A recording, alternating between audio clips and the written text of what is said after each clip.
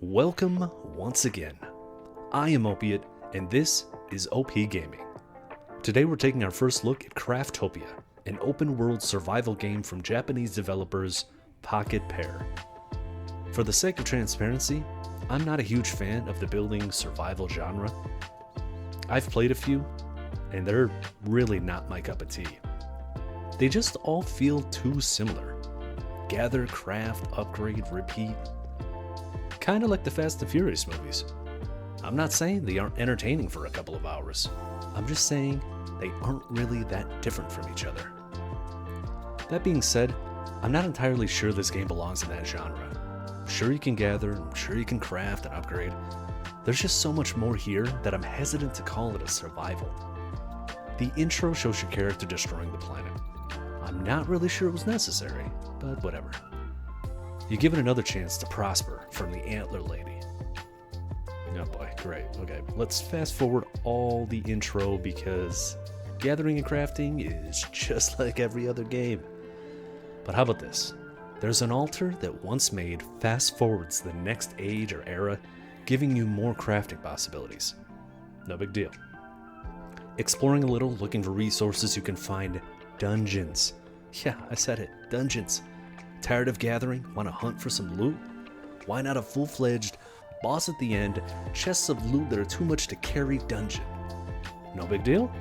Alright. Loot-filled dungeons aren't even the kicker. There's also special dungeons that allow you to race, time trial style. Not impressed? I know what you're thinking. Bush League.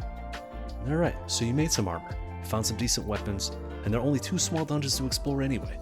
But you don't have enough to upgrade the Age Altar. You also get another altar that allows you to visit other islands.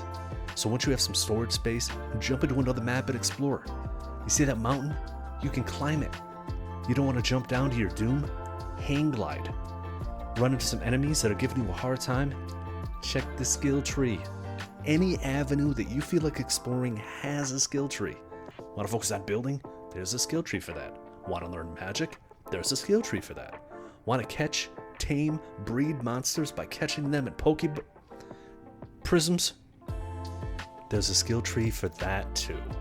From fishing, hunting, farming, exploring, grabbing loot after a boss fight, this game feels like it has a little bit of everything.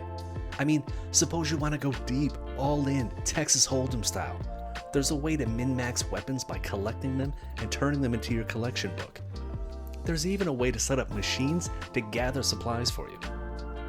Now, I'm only 3 hours in, and honestly, I feel like I'm just scratching the surface. I mean, do I want to complain about poor inventories? Of course. Always. Do I want to complain about glitching in and out of plots of land? Absolutely. But honestly, with all there is to do, I forgot about those issues as quickly as they came. The real issue I have, if any, is charging $25 for early access. Look, I love the concept, I love the ideas, I love how much fun the game is. But in no timeline will I ever recommend paying for an incomplete project. Luckily, it's free with the Xbox Game Pass. So if you can, play it there, I would 100% recommend it. And if or when it actually releases, and it's a finished product, I'll be the first one to suggest buying it at full price. But however you play, I know you won't be disappointed. Down below, you'll find all the links to all the things. Dev page, Steam and Windows game pages, music, as well as my Twitch, in case you want to drop by and discuss all the things that are worth the trade for your money.